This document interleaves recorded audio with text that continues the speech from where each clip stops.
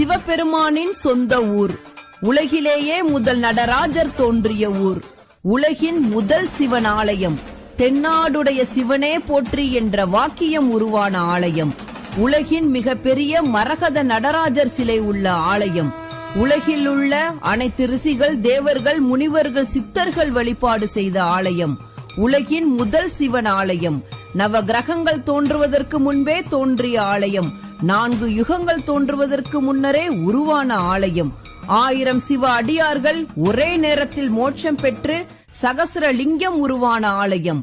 இப்படி பல அதிசயங்களையும் ஆச்சரியங்களையும் தன்னகத்தை கொண்டு சாந்தமாக இருக்கும் ஆலயம்தான் ராமநாதபுரம் மாவட்டத்தில் இருக்கும் திரு உத்திர கோசமங்கை ஆலயம்.